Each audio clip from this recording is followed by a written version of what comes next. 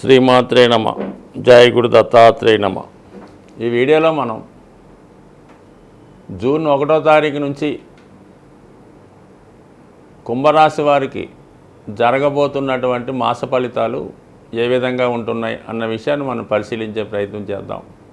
మరి కుంభరాశి వారికి ఈ గ్రహస్థితి పరిశీలించినప్పుడు రాశి అందే శనిగ్రహ సంచారం ఇది ఓకే, శ్రమాంతర విజయాన్ని ఇవ్వడం జరుగుతుంది. అయితే ముఖ్యంగా మరి ఇప్పుడు ఈ శని భగవానుడు పూర్వభాద్ర నక్షత్రం మీదకి మారడం జరిగింది. సో ఆ కారణం వల్ల ఏంటంటే ధన లాభాధిపతి అయినటువంటి గురువు యొక్క ఫలితాలు శని భగవానుడు ఈ కుంభరాశి వారికి అందించబోతున్నాడు.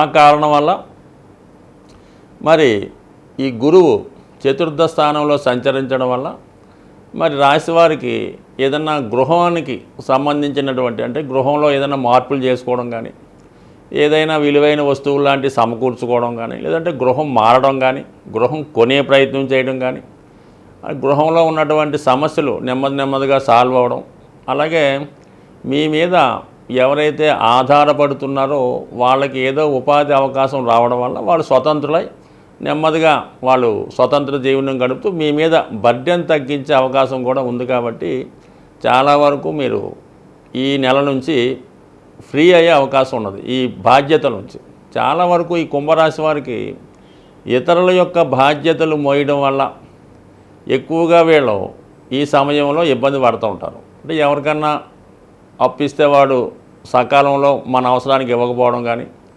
ఎవరికన్నా వీళ్ళు షూరిటీ పెట్టడం వల్ల, ఎవరికైనా హెల్ప్ చేయడం వల్ల, లేదంటే ఏదైనా వీళ్ళ దగ్గర బంధువులు స్నేహితులు ఏదో ఇబ్బందుల్లో పడుతుండడం వల్ల వాళ్ళకి ఏదో ఆదుకోవడం, వాళ్ళకి ఏదో క్రెడిట్ కార్డు ఇస్తే వాళ్ళు మొత్తం వాడితే వీడు క్రెడిట్ కార్డు కట్టుకోవడం, ఇలాంటి ఇబ్బందులు స్వతంత్రంగా తెచ్చుకొని ఎక్కువ ఇబ్బంది పడుతుంటారు.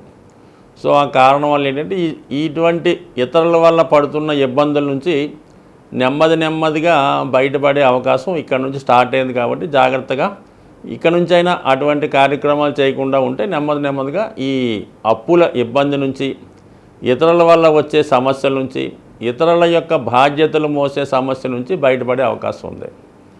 సో ఇది నెమ్మదిగా ప్రయత్నం చేస్తూ ఇక రాహు కుటుంబ స్థానంలో ఉండడం వల్ల కొన్ని మొహమాటం లేకుండా ప్రవర్తించడం వల్ల కొన్ని మీకు పక్కకు పోయే అవకాశం ఉంది. అంటే ఏదన్నా వాళ్ళ అవసరాలకి మిమ్మల్ని వాడుకోవడం, మిమ్మల్ని ఏదో విషయానికి ఎరెక్ట్ చేసి అంటే మీ డబ్బులతో ఇతరులు ఎంజాయ్ చేస్తుంటారు. అది కొంతవరకు మీకన్నా ఉన్నత స్థాయిలో ఉన్నటువంటి మిత్రులు అవ్వచ్చు, వేరే బంధువులు అవ్వచ్చు, స్నేహితులు అవ్వచ్చు, వాళ్ళు మీ బలహీనతల్ని వాళ్ళ అవసరాలకు ఉపయోగించుకుంటారు. కాబట్టి ఎప్పటికైనా అటువంటి వారిని మీరు నిర్భయంగా అంటే వాటి నుంచి మీరు తప్పుకోవచ్చు, మీరు దాన్ని కట్టడి చేసుకోవచ్చు. మీ బలహీనత కొంత, వాళ్ళు ప్రోత్సాహం కొంత, ఈ విధంగా కొంత నష్టపోవడం జరుగుతుంది. కాబట్టి దాని నుంచి కూడా బయటపడితే ముందు మీ ఫైనాన్స్ పొజిషన్ చక్కబడుతుంది. ఈ ఫైనాన్స్ పొజిషన్ చక్కబడటం వల్ల ఏంటంటే మీ యొక్క వనరులు ఎప్పుడైతే పెరిగాయో అది మీ కుటుంబ సభ్యుల మీద పెట్టచ్చు. వాళ్ళ యొక్క చదువు కోసం కానీ, ఏదైనా భార్య యొక్క అవసరాలకో కుటుంబ అవసరాలకో పెట్టుకోవడం వల్ల అటు భార్యాభర్తలు కూడా మీ మీద అభిమానాన్ని ప్రేమని పెంచుకుంటుంటారు, మీ యొక్క బాధ్యతని గుర్తిస్తారు. ఇప్పుడు ఏమైంది, మీరు అంతా ఇతరులకి వాళ్ళకి చూడటం వల్ల కుటుంబ సభ్యులకి సరైనటువంటి సౌకర్యాలను కల్పించలేకపోతున్నారు. ఇది మీరు కొంతవరకు మేల్కొని దీని నుంచి ఎప్పటికైనా బయటకు వస్తే ఇంక రాబోయే టైంలో కొంత బెటర్ అయ్యే అవకాశం ఉంది. ఇక మిగతా విషయాలకు వస్తే కుజుడు 3వ స్థానంలో ఉండడం వల్ల ఒక విజయ యోగం లాంటిది ఏర్పడింది అన్నమాట. అంటే 3లో ఉన్న కుజుడు 6ని వీక్షించడం వల్ల కొంతవరకు ఏదన్నా శత్రువుల నుంచి బయటపడడం, ఏమైనా కోర్టు సమస్యలో బలహీనతలో ఏదైనా ప్రాబ్లమ్స్ బంధువులతోనో అన్నదమ్ములతోనో ఉంటే అవి నెమ్మదిగా ఈ సమయంలో సాల్వ్ అయ్యే అవకాశం ఉంది. అలాగే మీ కొంతవరకు ఈ సొంత బంధువులతో స్థిరాస్తి మీద ఉన్న సమస్యలు కూడా సాల్వ్ అయ్యే అవకాశం ఉంది. ఇక శుక్రుడు 4వ స్థానంలోనూ సప్తమాధిపతి రవితో కలిసి బుధగ్రహంతో కలిసి ఉండడం వల్ల మీ కుటుంబంలో ఎవరైనా పిల్లలకి మీరు విద్యార్థి అయితే మీకు లేదంటే మీ సంతానానికి ఉన్నత విద్యా అవకాశాలు రావడం జరుగుతూ ఉంటుంది. సో వాళ్ళు మరి విదేశం వెళ్ళి చదువుకుందామనో, లేదంటే ఇంకో పెద్ద కాలేజీలో ఏదైనా డొనేషన్ కట్టి చేరదామనో వాళ్ళ యొక్క ప్రయత్నం జరుగుతూ ఉంటుంది.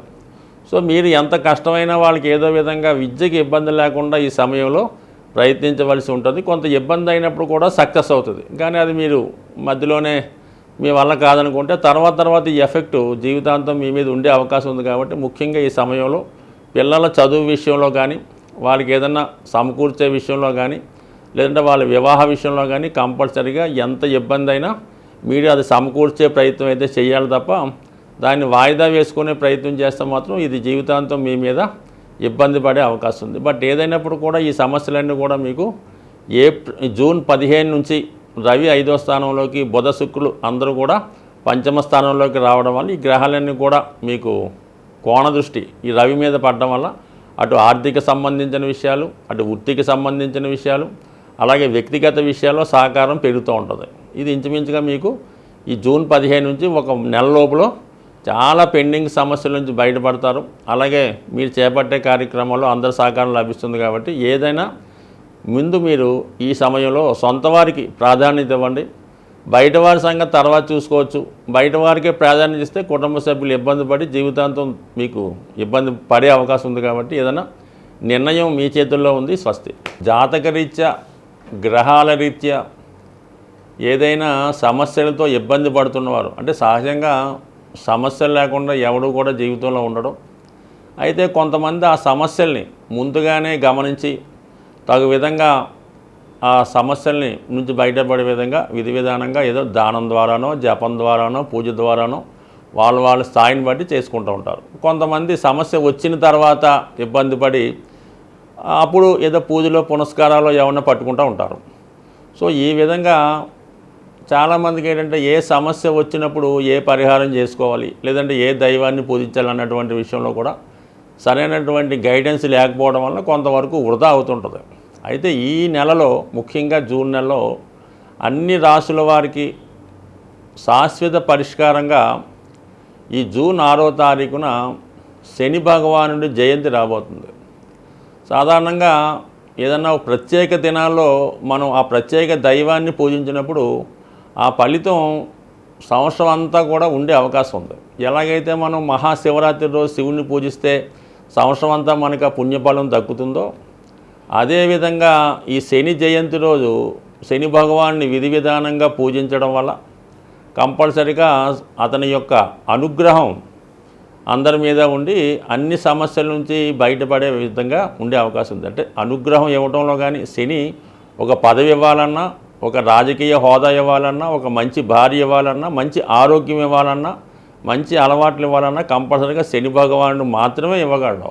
సో దానివల్ల మీరు ఆ రోజు విధి విధానంగా ఏదైనా శివాలయంలో శివుడికి అభిషేకం చేసుకోవడం, లేదంటే నవగ్రహాలు ఉన్నటువంటి శివాలయంలో ముందుగా శని భగవానుడికి అభిషేకం చేసి దాని తర్వాత విధి విధానంగా శివుణ్ణి కూడా అభిషేకం చేసి ముఖ్యంగా ఆ రోజంతా కూడా అంటే ఇంచుమించుగా సూర్యోదయం అయిన నుంచి మర్నాడు సూర్యోదయం అయ్యేదాకా కూడా చాలా నియమంగా వీలైతే ఉపవాసం ఉండడం, లేదంటే ముఖ్యంగా ఆయిల్తో నూనెతో చేసే పదార్థాలు ఏమీ తినకుండా ఉండడం, అలాగే నెయ్యితో చేసినవి కూడా తినకూడదు. సాధ్యమైనంత వరకు తాలింపు పెట్టని మన ఆయిల్ వాడని వస్తువులు తినడం. ఆ రోజు వరకు మీరు కింద భూమి మీద ఏదో ఒక చాపో తలగడ వేసుకు పడుకోవడం. అంటే ఎలాగైతే మనం అయ్యప్ప దీక్ష నియమంగా ఉంటామో ఆ విధంగా ఆ రోజంతా ఉండడం.